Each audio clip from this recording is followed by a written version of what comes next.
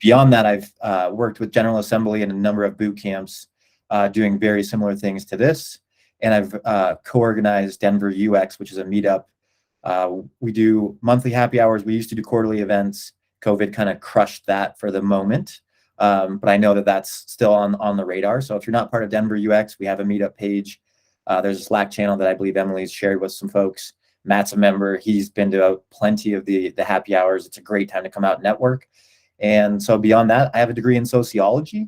And that's why I'm actually really passionate about user research. So that's me in a nutshell.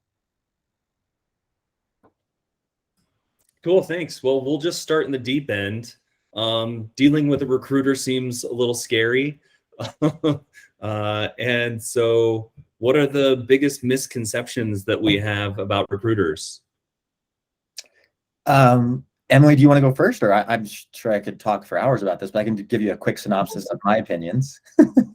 Yeah, I mean, I think that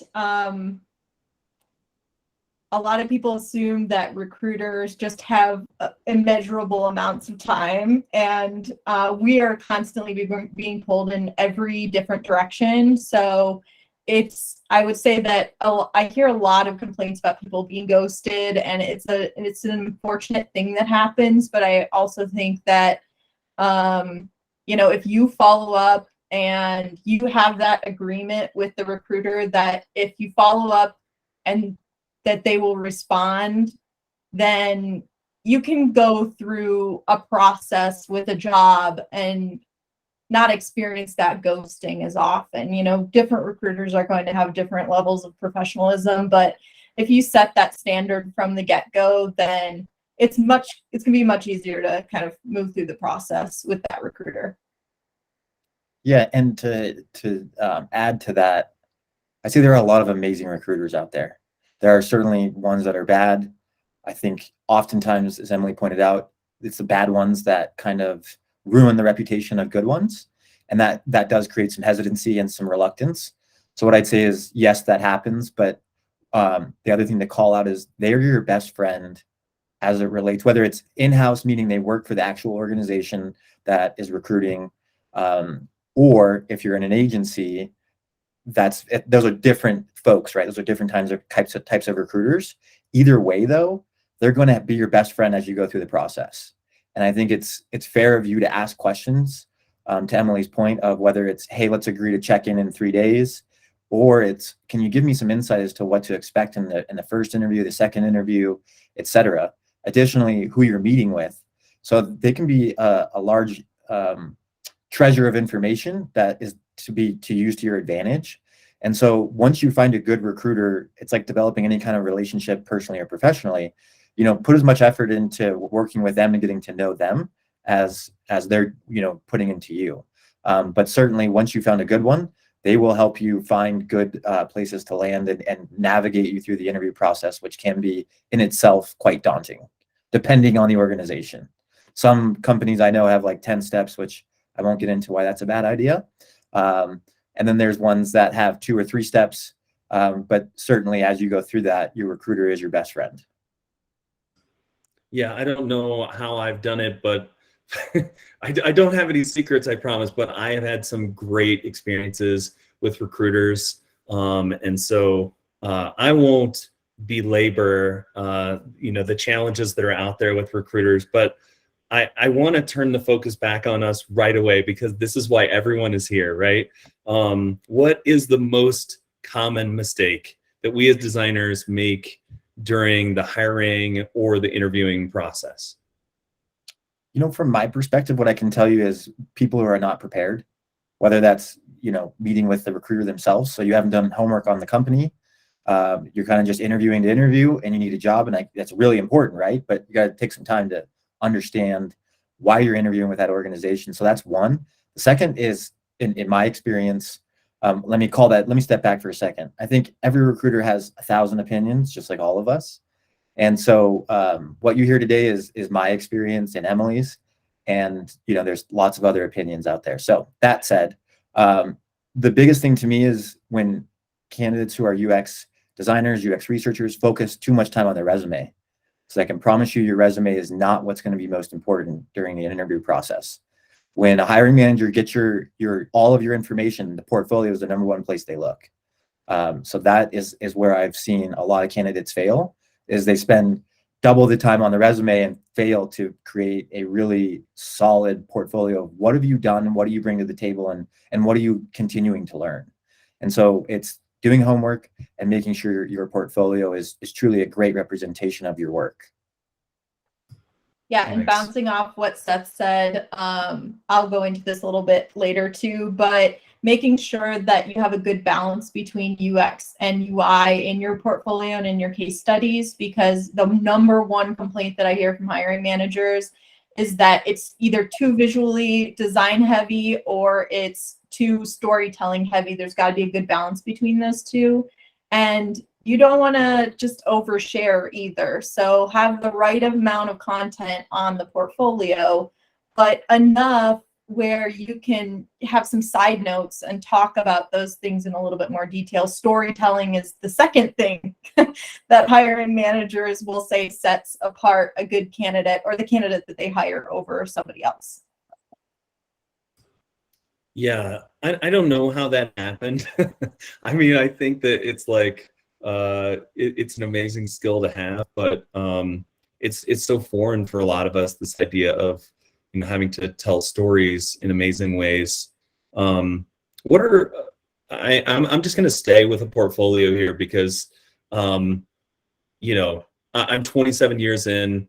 It seems like a never-ending stream of portfolios that I've built in my career, and I'm sure all of you are on this train too, where it just feels like we never stop until we do, and then our portfolio ages quickly, and then we're having to, like, do we rebuild, do we update, you know, all those things. But what I want to ask you all is, like, what are hiring managers, what are product teams looking for from your perspective? Yeah, so what I've seen be the most successful for candidates is when they tailor their portfolio, and this, I realize this is kind of hard to do, to the actual company they're applying for. So if it's a organization that's an agency, let's say you're going to work for a consulting agency, like Crispin Boguski, or however you pronounce that name, what I'd say is they want to see that you've worked in an agency, that you can move fast, you can take on a lot of projects, and that speaks to what their business is. Versus, are you working for a company that's you're creating just one product over and over and over, a different UI? So I'd say, if possible, try to fit your portfolio into what the job's actually doing and the type of organization it is. So that's one thing I've seen work very successfully for candidates. Now, that's not always possible for everybody. But I think the other thing, and you just mentioned it, Matt, is you got to stay relevant in terms of time. So if Matt's putting stuff on his portfolio from 27 years ago, it's not going to resonate with anybody today. And so I know that's also daunting, but just like me, although being on the sales recruiting side, I'll update my resume every 6 to 12 months, depending when I feel like it's a good idea, even though I'm not applying for jobs. And so that can at times be very tedious on you, the candidate. But if you're continuing to add to it, it becomes less work over time, as you're only adding one thing perhaps and taking one thing out. So again, it's tailoring it to kind of that job and the company. And then second, making sure that what's in there is relevant, recent things you've been doing. Yeah, and kind of bouncing off of that, I think relevancy is like the biggest thing. No matter if you're just starting out in UX or if you've had 10 plus years of experience, like going back and editing or rebuilding a portfolio is fun for nobody. I mean, it's a lot of work. And the best time to do it is while you still have a job. And I get a lot of people that say to me, well, I didn't need a portfolio to get the job that I have right now. And so why do I have to do this? And the fact of the matter is that the times have changed, especially even in leadership positions. If you're looking to move into like a senior or a lead or director position, then you have to show that, those steps that you made in order to get into that role. And just updating small things in your portfolio or on your resume showing those steps that you've made throughout your career is going to help you get there faster. And the best time to do it is while you are still employed, because when you're not still employed, or if you get unexpectedly laid off, it's like crunch time. You know, you are like scrambling, you're not putting out your best product. So I just recommend to those people, I say, look, just take it in digestible chunks. Like take a half hour a day and just do something on your portfolio, because you don't want to get to scramble time and be caught, you know, with nothing. And Sarah, I just saw Sarah Jackson. I saw your question just come through on the chat. So I want to address that. But before I do, Sarah, quickly, Emily had mentioned something in the previous question that I think also applies to your portfolio, is don't put too much in there. That can be an information overload. I think it's important to point out your work and what was the net result. You know, whether you want to admit it or not, you're still working for a business. I think a lot of folks in the last 3 months have found out that just because the name is Google doesn't mean you're not part of the family, right? And so they want to know what's the business impact you've helped create. And if you can't illustrate that clearly in an easy to read, you know, format, unfortunately, it's going to be hard for people to understand what you actually did. And so I think keep that in the back of your mind. We all still work for a business that's profitable, or supposed to be. And so they want to know how you're going to impact the business. Doesn't mean it has to be your focus, but keep that in the back of your mind. So now to Sarah, your question about, you know, the different portfolios. Oftentimes what I found very helpful for new folks into the field is connect with someone like a Matt or other people in your community. If you're in Denver, I can tell you right now, there are hundreds of amazing folks that I've had the pleasure of meeting with that can help you a lot when just taking a quick review of your portfolio. And I will say I've never met a more welcoming community than the UX community.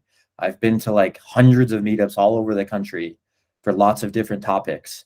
Never once have I felt so welcomed in one community as I have UX. Every leader I've met is more than willing to sit down with you, spend 20 minutes, you know, whether it's a Zoom or in person. They can actually walk through your portfolio and show you some different things. But again, maybe focus more on what have you done already, even if it's at a boot camp. Don't oversell what you've done, because that's going to put you in a bad spot, right? Because someone like Dean or Matt's going to ask you questions you can't explain because you oversold what you did. And so I think it's important to know your weaknesses, admit those weaknesses, and get out in front of them and talk about how you're addressing them. But again, I think it's important to leverage folks in the community. And second, make sure that it's easy for a hiring manager to understand what impact you've had on the company, the business. And even with plenty of the GA students I used to mentor, they were still making pretty significant impacts in their, what do they call that, Matt? Their big thing they do when they help folks, like the companies, I forget what it's called, but it's a whole day. And I used to go to them.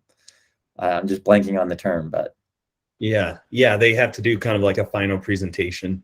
There you go. And it's all the stuff they've done, right? And you can clearly illustrate the impacts you've made, whether it's you know, a startup company or a massive company like Sling TV. So I just want to point out that there's a lot of help in the community. Use those folks. Yeah, I'm going to squeeze. Oh, go ahead.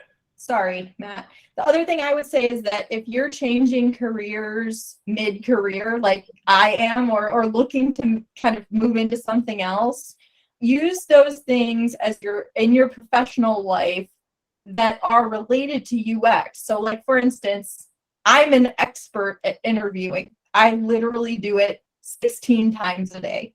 So user interviews were a very easy part of the UX course for me to get through.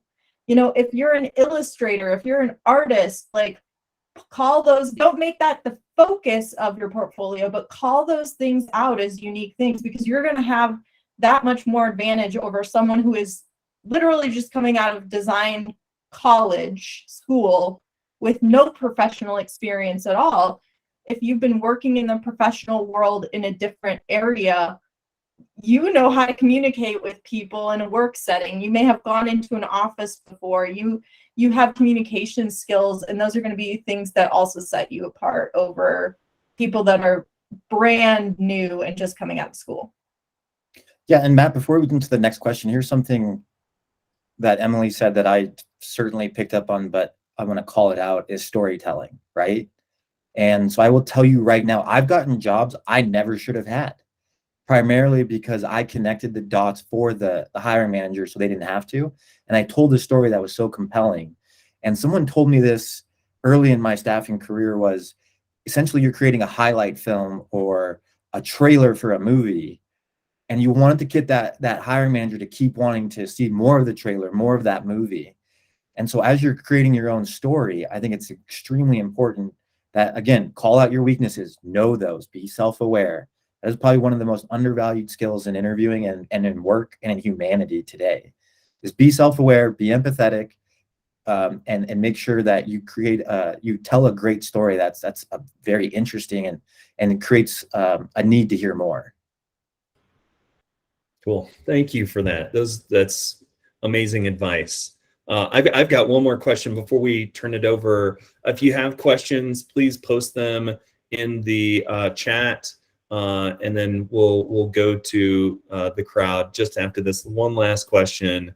How do designers answer the age-old question about what salary are you looking for? I've heard a bunch of different answers, and I'm really interested to hear what Emily, you and Seth have to say. Emily, you want to take that one? I'll go for sure, but I know you have a lot of experience with this as well. So yeah, so first of all, you have to know what kind of position that you're entertaining. You have to understand if it's an hourly position, if it's 1099, or if it's full-time salary position. And so having a range in mind, keeping in mind that on hourly contract roles, you're not going to have those benefits, the same kind of benefits that you would have as a salaried direct hire employee. Oftentimes those contract roles will pay a little bit more to offset the fact that you're not getting, you may have like insurance, but the premiums are going to be more expensive. So you may be making more as it looks, on an hourly rate as converted to salary, but it kind of all goes in the wash in the end. So really be aware of what the role is and what the benefits and other costs that come along with it are. Are you getting a bonus, that kind of stuff? But have a range in mind. And there's a lot of things out there, tools, salary calculators, Glassdoor, Indeed, ZipRecruiter all have salary calculators for geographical ranges that will help you kind of understand like what the market rate is right now in your city. So I would say start there, and then don't undercut yourself, but also be willing to be flexible in the conversation too, and have a transparent conversation with the recruiter, because at the end of the day, most of the time it's in their best interest to get you the most money that they possibly can, because then they make more money as well. for sure. I think one thing I want to say first is don't be afraid of this conversation. As you get into your career, as long as I've been, working, which is 20 plus years, when I first started, yeah, it was an awkward conversation. I was very afraid. And one thing that people probably should be doing is role play with your dog, look in the mirror, do anything silly, do it with your significant other, a good friend you trust who can be honest without being too honest, perhaps. So I'd say just get comfortable with it. And that's not easy. It comes with practice, right? That being said, I think Emily touched on a couple good things. You got to be self-aware. So one thing that that still drives me nuts is candidates who may have 3 months of experience and they want 200 grand salary. It's like, okay, so now you're clearly going to put yourself in a really bad spot because you aren't self-aware. You're asking for money that's not appropriate for your skill level. But going back even further than that is, I think this is the greatest thing that happened in employment in my lifetime is transparency on the job descriptions. Doesn't mean that everyone's following the law, because I can promise you there are plenty of organizations that aren't. But in Colorado, as well as I believe New York and maybe California, it's up to the recruiter to actually present that salary to you right up front. That goes for a staffing agency, that goes for an in-house recruiter. That salary range should be posted. Now on contracts, it gets a little murkier, but certainly you can ask up front, hey, before I answer what my salary range is, I'm curious, what is the budget that you have allocated for this position? Any wording similarly to that allows you to understand if it's going to be in your ballpark.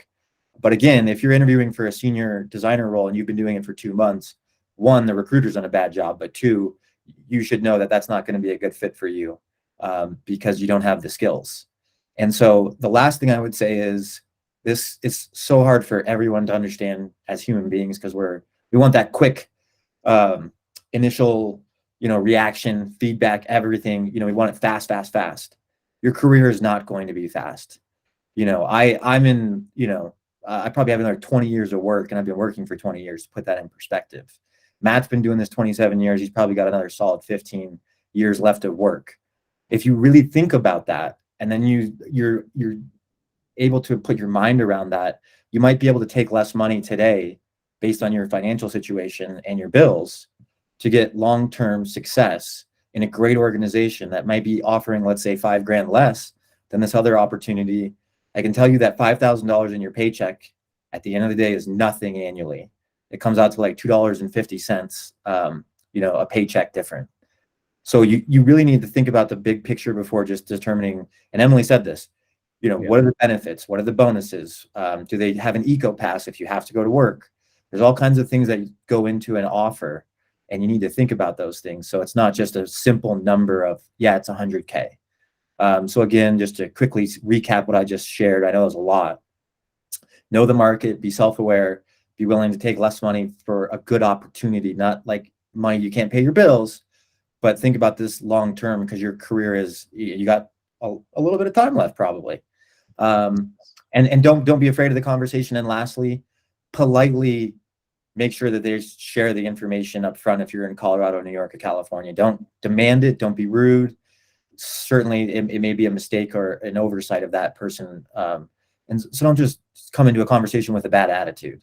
Instead, start with something polite and kind, and then ask very good questions. So, yeah, Matt, I think again that law that changed, it should be a game changer for everybody. Yeah, I know. I'm a big fan of it. I'm a big fan. Yeah.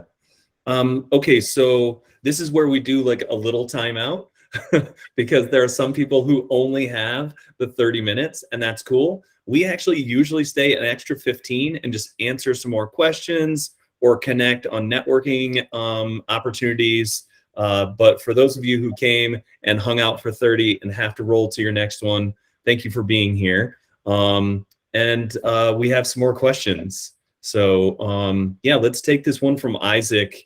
Isaac says, have you noticed any changes or opportunities in the job market for mid-level designers during times of like tech layoffs? If anything, and I think this goes for all the companies doing layoffs, is if you're in the middle part of your career title-wise, you're actually in a better spot than someone who's a senior. As you saw with Google, a lot of their execs got let go, senior leadership. I have a brother who works there. Most of his peers were let go. They've all been there 10 plus years. So the one thing I'd say, it's an advantage because you are more affordable to the organization. I hate to make it very dollars and cents, but as I said earlier, look, it's a business. It's not your business. They're trying to generate profits. Beyond that, though, I think what you'll see is organizations may have overpaid or overhired, which is why you're seeing massive layoffs all over tech. And so I think people are going to be more aware of who they're hiring and what they can get out of it. So as a mid-level designer, you can actually position yourself to get into an organization and grow both your skills and potentially your title. So I think in some instances, it's actually an advantage to be a mid-level or even new designer or a newer person to the field. Okay, so we've talked about like very sort of ground level things. I want to just go to the 10,000 foot view for a second. Just from an employment standpoint, we're seeing like the best opportunity for job seekers in like 50 years. Can you tell us, are we immune to all those benefits being in tech, or like, are there jobs out there for us right now too? There are. Emily, you want to jump in here too? I think you have a lot of great experience, and that's why I absolutely want to, hear from you as well. I think there are opportunities out there everywhere, and you have to decide like what's appropriate for you. There are candidates that I certainly connect with that have non-negotiables, and they may have the experience to be able to request those non-negotiables. When you're just starting out, some of those non-negotiables you're going to have to negotiate on, and you're going to have to be willing to be flexible about, if you are just starting out, you may have to go into an office 5 days a week, or you may have to be on a hybrid schedule, just to get that experience on your resume, just to get that, that learning of being in a working environment with other people. But there are certainly opportunities out there, and I know a lot of layoffs are happening right now with big tech companies. But the people that they keep during those situations are usually people that have been there for a long time. They're gonna lay off the most recently hired. I had an interview for Amazon 6 months ago, and thank God I didn't take it, because so many Amazon recruiters are now out of the job. So it's, those are the people that are going to go first when they're cutting budgets. And also the people that, as Seth mentioned, are the most expensive. Those are also the people so mid-level and junior recruiters really have, or candidates really have a chance now to kind of step into those roles and just kind of build up their experience, as you mentioned earlier.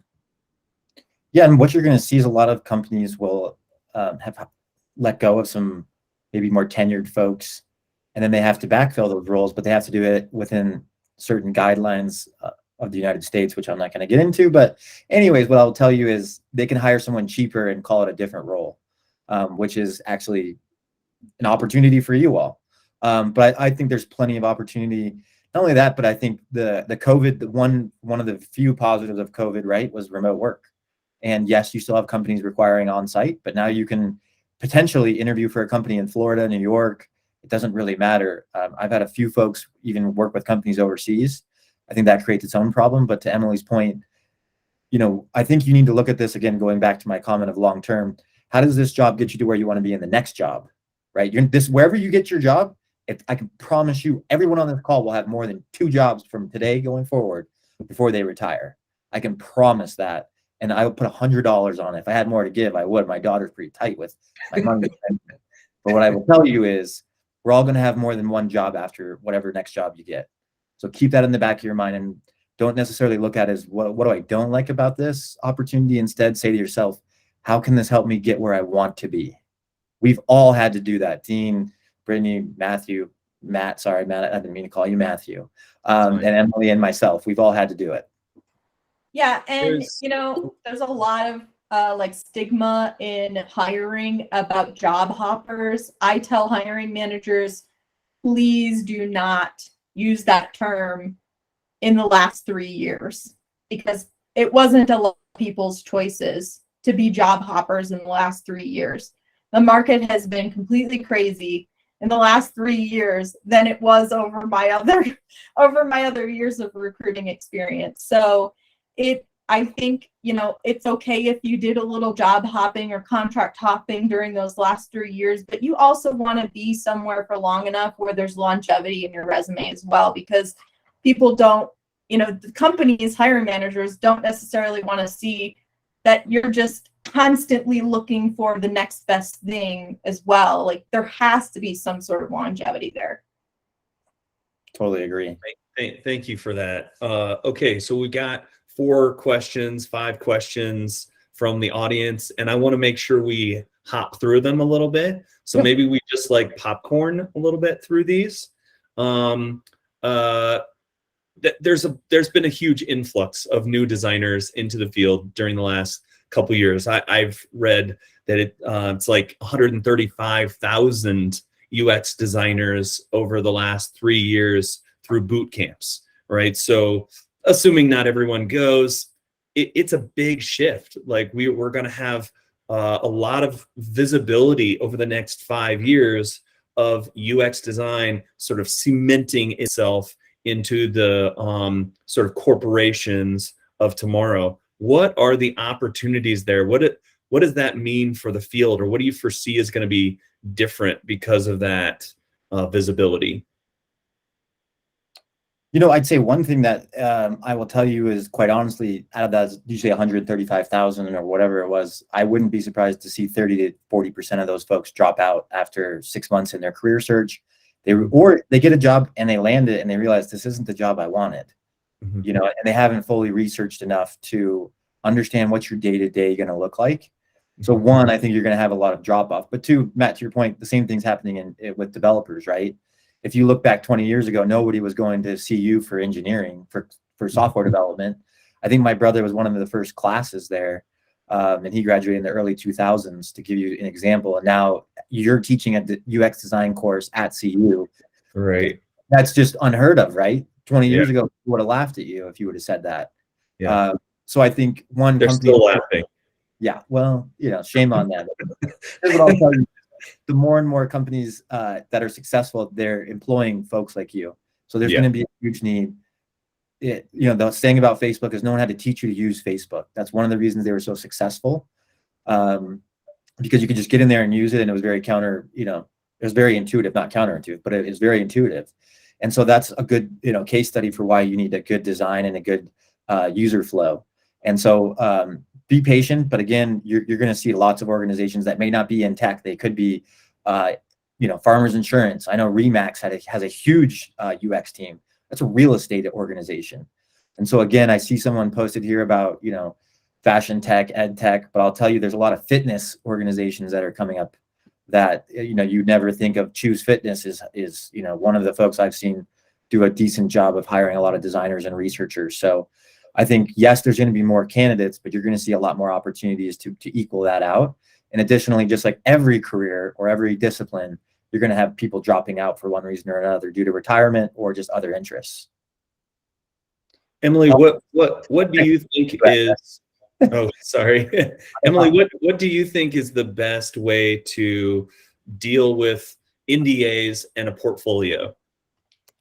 Yeah, so I mean, a lot of people have NDAs. A lot of people don't understand like what the scope of their NDA is. So make sure that you understand what that is before you sign it. And not saying you shouldn't do the work because there is an NDA, but honestly, when you're interviewing, if you're trying to show information about past work, I think most companies are okay with you sharing basics about what your process was, even if you can't show, if there's like identifiable information that you can't share. Look, like I have a top secret clearance, honestly. So there's a lot of stuff in my history that I can't share, but it hasn't prohibited me from getting a job. Because I've been able to share how I was able to revolutionize processes that were in place beforehand, explaining, how they were before I came on and then how they evolved after. Locking your portfolio or your case studies only for those situations in which you're presenting a case study in an interview. If that's okay with your, previous employer, if that's a way to get around an NDA. And then, really just kind of, if you can't mention the company at all, just don't do it. Have the steps and explain the story and the process in as most vague way as possible, but you can still get through it. I just had this argument with the candidate and she said no. She said, I feel that I am violating my NDA by sharing anything. And the truth of the matter was that she didn't have anything to share, and so it wasn't a good fit for her. And if a company is asking you to present something as a UX designer, it's pretty standard. So there's got to be something, or focus on projects that don't require those NDAs. Nice. Thanks for that. All right, so we're Hot Take Thursday here, so we got to talk AI, right? So we got it. Robots are taking over the world, and I think everyone has this like, moment where it's like, oh, what's it going to do to our industry? I think even about like the way that it touches our application process through like robot filters that are filtering through our resumes, that's been going on for years now. We're sort of deterred from making creative resumes and stuff now because they have to sort of go through all the spiders. Talk to us about how you think AI is going to affect UX design and UX research roles, and sort of how that scope might expand, or what that looks like to you. It's such a loaded question, Matt. There's so many layers there. So what I'd say is, one, you're still going to end up talking to human beings. At the end of the day, who you're going to be interviewing with and talking to about a job is going to be a human being. So keep that in the back of your mind. Robots aren't taking over the world. It's not the Matrix, at least not yet. But what I'd say is, just like any technology, I don't care if it's that or a new language. When Angular first came out, it was a big thing, and in React as well on the development side. You didn't need to be an expert in those, but you needed to know about them. So yeah, any job you have, if you truly are passionate about it, you're going to spend time researching and learning more about it off the books, right? So when you're on Saturday or Sunday, you're bored, you got nothing else to do. If you're really passionate about it, you're probably going to keep learning about it. So my advice would just be, continue to jump into it a little bit, learn about it, learn how it could impact, potential jobs. There's a lot of different chatbots that are out there nowadays. There is a recruiting application called Paradox. It's an applicant tracking software, essentially, that her name's Olivia. She can actually talk with you to try to get the interview. But again, these are more for roles that are not career-based, or they're career-based, but they're not what you would see like corporate jobs. They're more hourly-based jobs. So I don't see AI making a huge impact in your job searches, in the next decade, from a standpoint of getting a job. At the end of the day, you're still interviewing with a human being, but know about the technologies that are out there. Cool. Yeah. And also, we deal with so much fraud, like on a daily basis, just trying to make sure that the person that we're talking to on the other end of the phone is who shows up to the interview, is who shows up to the first day of the job. And it's really always going to have to be a human as a part of that process, because it's at the end of the day a human-centered career field, and managers really don't want to hire a robot. And a lot of what they're hiring on is also not only technical skills, but also 50%, social skills as well, and soft skills. Yeah. Hey, Matt, there is one thing that I saw Brittany post that I think it's really important to discuss, if we have time, is the gaps in resumes. Yes, very, very quickly, 60 seconds. I'll go faster than that. So storytelling, again, you got to have a great story about it. If it's very, very personal, I've dealt with folks who are in drug and alcohol addiction issues. There's ways to talk about that, but you need to know the audience and be very careful about those kind of things. But there's lots of ways to storytell that, as a way for you to say, hey, look, I was getting X, Y, and Z skill, or I was a parent. There's lots of ways to communicate that. I could go into deeper conversation, but we can't today. But I think it's just going back to being able to tell a good story. Don't just say you're sitting on your couch for the last 6 months. That's a problem. You need to be able to explain what you've been doing and how it's benefited your career. Emily touched on that earlier too. Just because you've been an art teacher doesn't mean there's no connection. There certainly is. You just got to find it. Cool. Well, thank you both, Emily, Seth.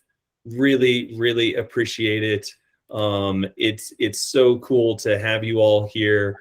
For those of you folks who have questions that haven't been answered, we're going to actually try to follow up with Emily and Seth and see if they'll help us post answers to those questions in the meetup at the meetup.com meeting page, so that you can still see the answers to those questions.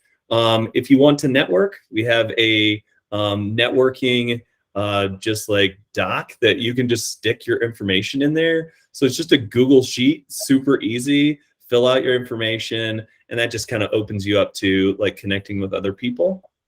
there's a bunch of folks that have posted their LinkedIn and or their portfolios. Yeah, please connect with people, help each other out. This is a good time to do that, and I think every good thing that has come from my career has come from helping someone else out first. So please do that. Dean, Brittany, am I missing anything? Oh, we will post this recording. Yes, we will post this recording. Oh, it was great. Great job, Seth. Great job, Emily. Thank you, guys. All right. Yeah, thanks so much. Thanks so much, everybody. Take care. Thanks, everyone.